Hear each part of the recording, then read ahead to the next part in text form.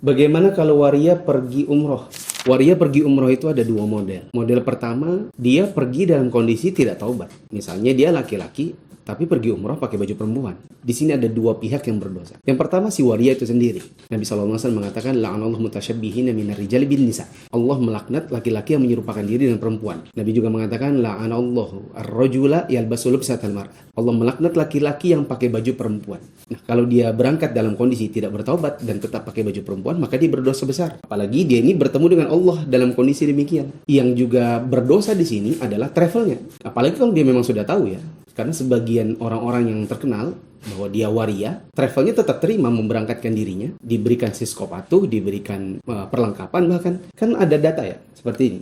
Data pesawat, ada yang male female. Itu male aslinya. Lalu kemudian ditulis female untuk dimasukkan di dalam data pesawat. Kemudian saat dia ambil perlengkapan misalnya. Perlengkapan laki-laki kan nggak ada mukena, nggak ada jilbab. Yang ada kain ihram. Kalau dia berangkat dalam kondisi pakai jilbab dan pakai mukena, berarti orang ini nggak taubat. Travelnya tahu, travelnya berdosa. Dengan dosa besar. Di antaranya adalah data palsu. Kita kategorikan ini sebagai qauluz zur, alias sumpah palsu.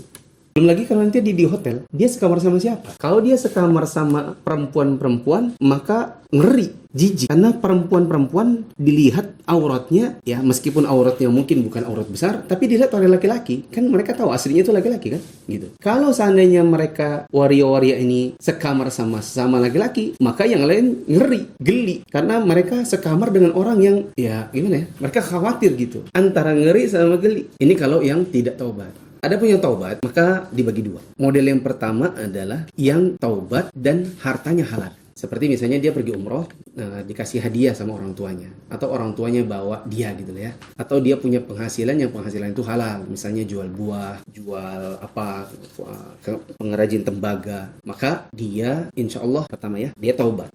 Dia menyesali perbuatannya. Yang kedua dibiayai dengan harta yang halal. Maka semoga umrohnya mabrur. Ya, tetapi dia setelah pulang nggak boleh balik lagi. Jadi taubatannya harus betul-betul taubat yang nasuh. Nggak boleh yang kayak penyanyi dangdut itu yang setelah pergi pulang nyanyi lagi, buka aurat lagi. Model yang kedua adalah taubat dan dia biayai dari harta yang haram. Misalnya dia dulu waktu jadi waria suka jual diri. Tarif antum berapa?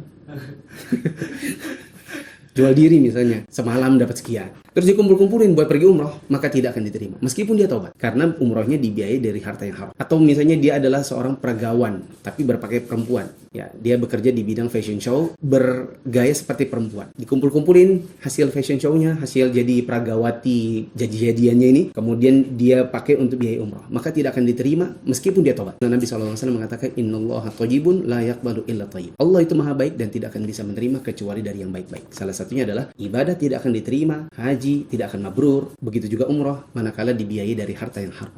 Kesimpulannya, tidak taubat, maka dia berdosa, dosa besar, travelnya juga. Kalau dia sudah taubat dan dibiayai dari halal, maka semoga Allah terima, asalkan betul-betul taubat. Ada juga taubat hatinya, tapi hartanya adalah harta yang haram, maka tidak akan diterima. Wallahu a'lam.